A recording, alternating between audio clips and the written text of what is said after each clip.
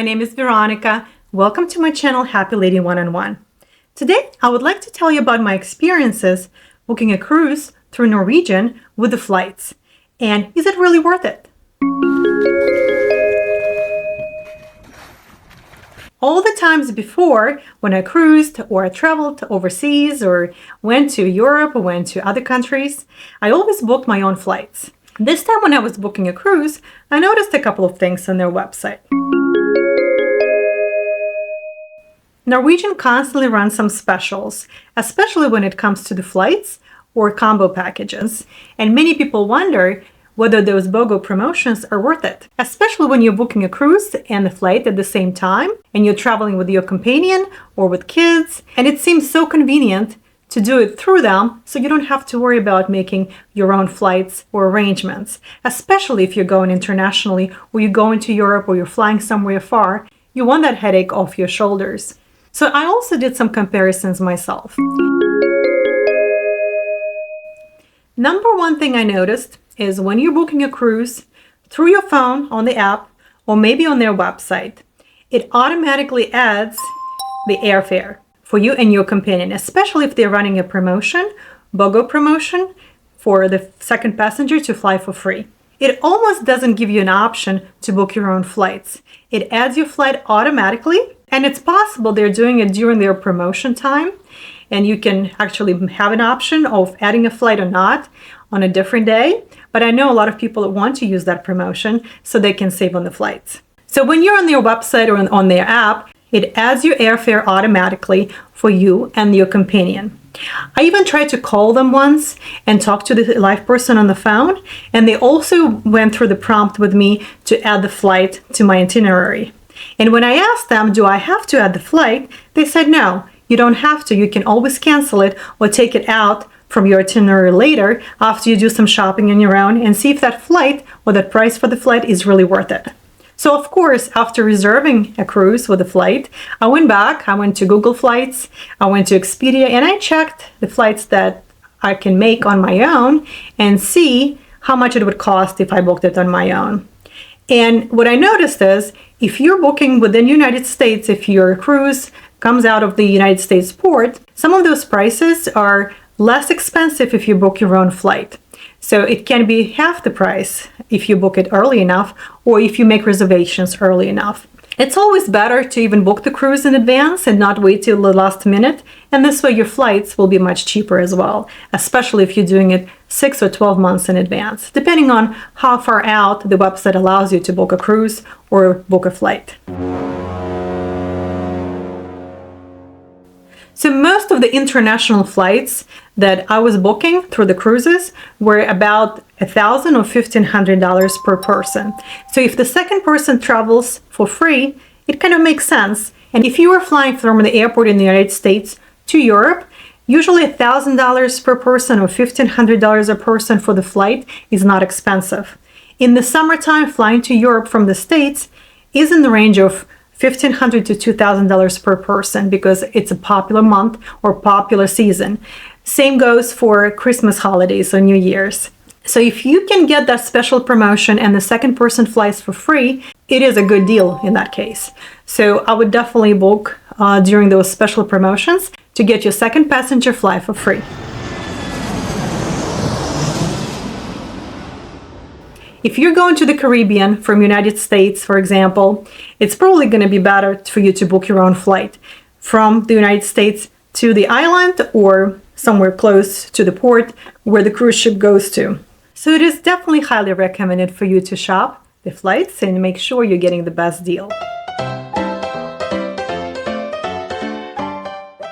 When you're booking a cruise with a flight, the other thing that they do automatically is they add the transfer fees or transportation fees. You can always, again, call them and cancel them if you don't want a taxi to the airport from the port. So you can make that decision and also take those transfer fees off, especially if you're staying in that town or that port where you arrive to for a couple of extra days. And that brings me to point number 3. If you would like to stay before the cruise or after the cruise for a few extra days to explore the city, to explore the beautiful sights or the new country, you will have to call the cruise line and ask the representative to book it for you that way. One thing you have to be prepared for is that the cruise line will not allow you to come more than 2 days earlier before the cruise starts. And same goes after the cruise, after the disembarkation, if you wanted to stay in that town or in that country. It is their rules, and unfortunately, as I'm traveling a lot and I would like to stay longer to see some destination for maybe 5 days, you will not be able to do it through the cruise line. But then once they make those reservations for you, you will have to call the airline, and they usually book it 30 to 60 days before the cruise. So once your airfare is booked, you'll have to call the airlines and ask them to make changes to your reservation in order to stay longer, or however you want to change or modify your flights. Just be aware, if you're going to use the cruise line to book your flights, and then later on you wanted to make some changes or stay at the destination a little bit longer after the cruise or before the cruise, and you call them directly, not the cruise line, but the airlines, let's say it's Delta, and you ask them to make changes to your itinerary or your flights, what happens is, because of your reservation originally with the cruise line, they might add a fee to your cruise line itinerary or your cruise line final bill. So if you made a final payment before your cruise, that is usually about 4 to 6 months before the cruise, you will have to keep checking afterwards, after you made changes to your airlines or airfare. You'll have to keep checking to make sure no additional fees are added, because what will happen is, if you don't pay that fee or you don't call the cruise line and ask them to remove the fee, they actually will cancel your cruise. So be very careful and make sure that if you booked the flight through them and you made any changes to your flight because you wanted to make additional arrangements for your stay in that town or that city or that country, cruise line does not add additional fees to your final bill. The fifth thing that I would like to point out is, if you're going to go to Europe or you're taking a cruise from Europe and you're staying in Europe 2 days before or 2 days after, or maybe you made a longer arrangements to stay longer wherever you're disembarking from or going to, what you can do is you can explore Europe on your own. You can actually book your own European flights, internal flights, and they're very inexpensive. It's going to be anywhere between $90 to $200 per person round trip. Europe is so small that you can go visit any place you like, or any dream town that you always wanted to visit. So take advantage of that. So if you are staying in Europe longer, hopefully you're staying in Europe more than 2 days before and after the cruise, you can fly anywhere you like. You have access to all these countries. You can go and visit Paris. You can go and visit London. You can go and travel on the train from country to country. It's very scenic. It's beautiful. There are a lot of adventures and experiences for you. So definitely take advantage of that. And don't forget that the flights in Europe are very inexpensive if you book it on your own and you book it in advance. As I mentioned earlier, most of my European flights from one country to another, if it's a 1 or 2 or even 3 hour flight, are usually in the range of $100 per. So it's very, very convenient and very inexpensive. So it is definitely highly recommended for you to shop the flights and make sure you're getting the best deal. One last thing I would like to cover is the luggage and your baggage and your carry-ons when you're going on the cruise, or if you're flying to Europe or you're flying to the Caribbean, anywhere you're going, and now you're booking your flight through the cruise line. You're taking advantage of that special promotion, but now you really are not aware of what those fees are with the airlines, how much your baggage is going to cost you until probably last minute, until right before your cruise or 30 or 60 days before. So what will happen is, once they send the itinerary to you or they send you their tickets for the airfare, make sure you check with the airlines to see what is allowed in terms of the baggage. You have to check how many bags you can check in, how many bags are going to cost you what, and make sure also to check all the restrictions of what you can bring on the plane or on the cruise ship prior to flying out. I strongly recommend to any travelers who are going to Europe not to bring the luggage. I know it sounds horrible, especially if you have a lot of things, if you're a female like myself, and you have all these toiletries, all these clothes you would like to bring with you. Try to minimize the amount of stuff you bring with you. Just because not only you're going to pay for baggage fees, but also the biggest challenge is really not paying the fees, but not being able to get your luggage in time. You know, there are always delays with baggage, especially if you're hopping and making a couple of stops, if you're going far away and you're going for 2 weeks. I know it's challenging not to bring enough clothes, not to bring enough shampoos with you, especially if there are small sizes and things like that. But try to avoid bringing big bags or luggage in general.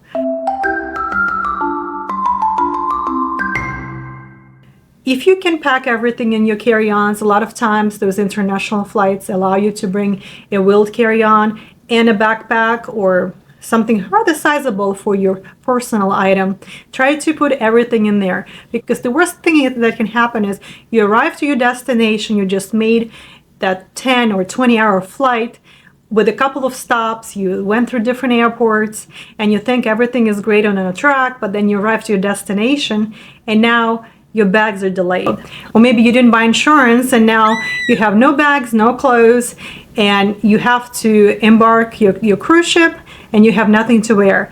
It's a horrible situation, so I'm always afraid of that. I'm not afraid of paying the fee. If I'm going to be making 1 or 2 stops, and trust me, if you're booking the flight on sale through the cruise line, like for example with Norwegian, they're probably not going to give you the best possible flight. It might not be the most direct flight, so you'll have to make maybe 1, if you're lucky, or 2 stops, or maybe even 3 stops. It depends where you're coming from or where you're flying to.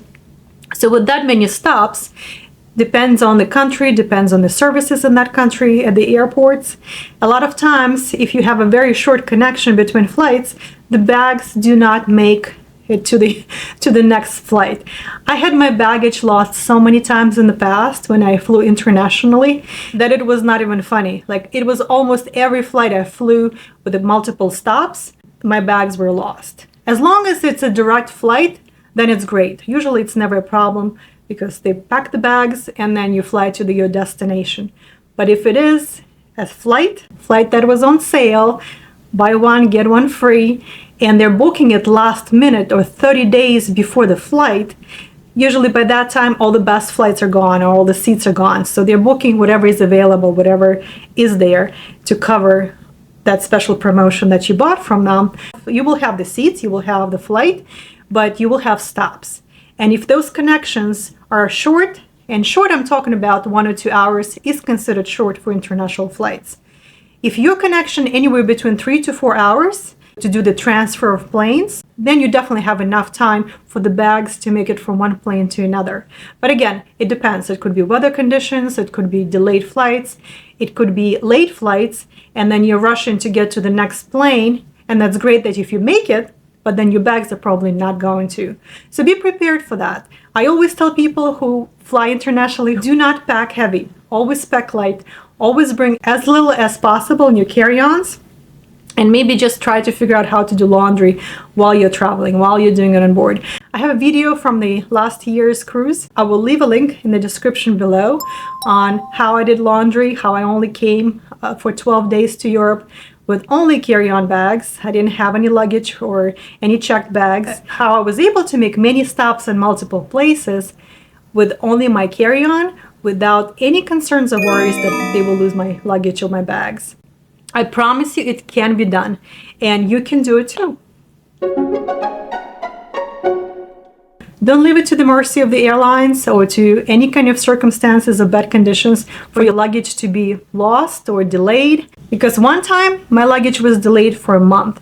I flew from Russia to Washington, D.C., and I made a stop in Paris, and I had one bag checked in, but guess what? My bag did not make to Washington, D.C. for 1 month. They brought my bag to my house after 1 month of my bag being missing. I lost all the hopes that my bag will ever show up, but it did, and the airlines took care of it.